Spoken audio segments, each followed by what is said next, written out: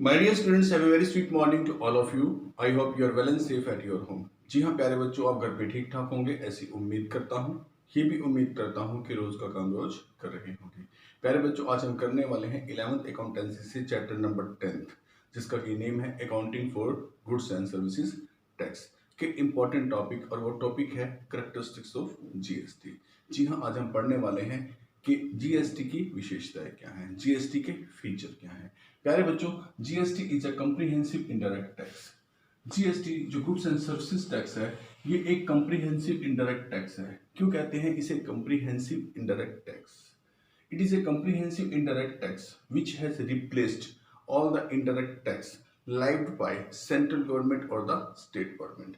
इसने जितने भी स्टेट गवर्नमेंट के लगाए गए इनडायरेक्ट टैक्स थे और जितने भी सेंट्रल गवर्नमेंट के लगाए इनडायरेक्ट टैक्स थे, इन सभी को, जी हाँ, सेंट्रल गवर्नमेंट के लगाए इनडायरेक्ट टैक्सेस और स्टेट गवर्नमेंट के लगाए इनडायरेक्ट टैक्सेस, दोनों को ही मर्ज कर लिया और एक कंप्रीहेंसिव रूप का एक सिंगल टैक्स बना डाला, जो कि अपने नाम से विख्यात हुआ। नाम है गुड्स एंड सर्विसेज टैक्स। जी हाँ, ये एक यूनिफॉर्म टैक्स है।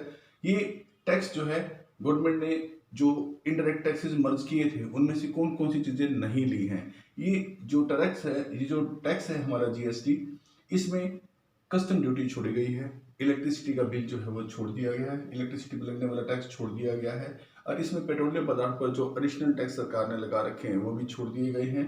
अल्कोहलिक ड्रिंक्स पर जो टैक्स सरकार ने लगाया है उसे भी छोड़ दिया गया है। और जितनी लोकल गवर्नमेंट्स होती है, लोकल बॉडीज होती है, म्यूनसिपैलिटीज के जो टैक्स होते हैं उन्हें भी यहाँ से छोड़ दिया गया है। बाकी सभी टैक्सों को, इनडायरेक्ट टैक्सेस को इसमें मर्ज करके जीएसटी बना दिया गया है और सिंगल टैक्स के नाम से इसका नाम दिया गया है कि वन नेशन वन टैक्स। जी हाँ, सिंगल नेशन सिंगल टैक्स के नाम से इस पॉलिसी पर ये टैक्स बनाया गया है। ये कॉम्प्रिहेंसिव टैक्स है क्योंकि काफी सारे इनडायरेक्ट टैक्सेस जो यहाँ मेंशन किए उनको छोड़कर वो सारे के सारे इसमें मर्ज हो चुके हैं।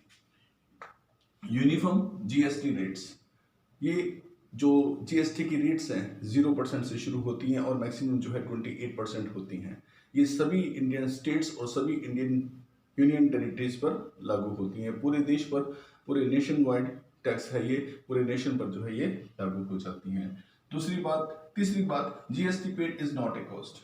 जीएसटी जब हम परचेजर जो है वो देता है, जब कोई वस्तु को खरीदता है तो जीएसटी इनपुट टर्म के रूप में वो टैक्स को पे कर देता है। जीएसटी देना एक प्रकार की कॉस्ट नहीं है मेरे बच्चों, जीएसटी एक प्रकार की एसेट है, क्योंकि जब हम देते हैं तो इसको जीएसटी इनपुट के नाम से जानते हैं तो दे देते हैं, लेकिन इसे फिर दोबारा कस्टमर से क्योंकि कलेक्ट किया जाता है तो उस समय ये इसलिए वस्तु की कॉस्ट में शामिल नहीं होता, ये वस्तु की एसेट माना जाता है, क्योंकि ये हम दूसरे से कलेक्ट कर सकते हैं। जो इसका कंज्यूमर होगा, जिस वस्तु को आगे खरीदेगा, जो इसका फाइनल यूजर होगा, उससे हम ये टैक्स कलेक्ट कर सकते हैं।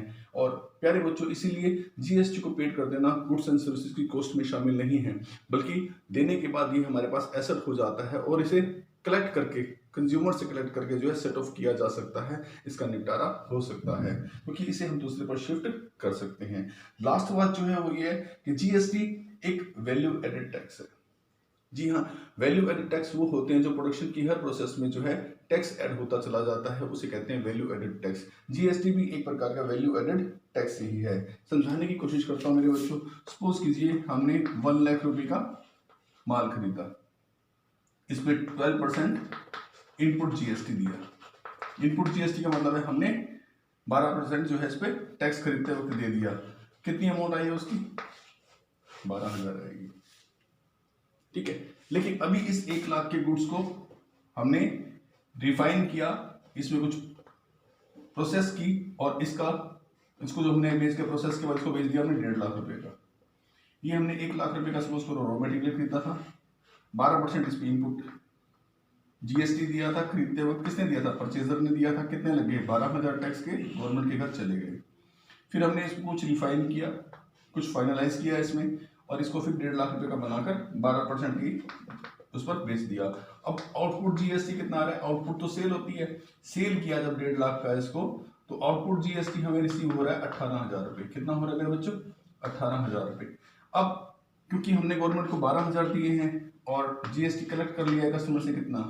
18,000 रुपए। जो वैल्यू ऐड हुई थी 1 से 1.5 लाख हुई थी ना, उस पर 12% हमने कलेक्ट किया 18,000 रुपए। अब गवर्नमेंट को निपटारा करना है, सेट ऑफ करना है, इस 18,000 में से इस 12,000 को जो आप दे चुके हैं टैक्स, ये माइनस करके 6,000 गवर्नमेंट को और देना है मेरे बच्चों।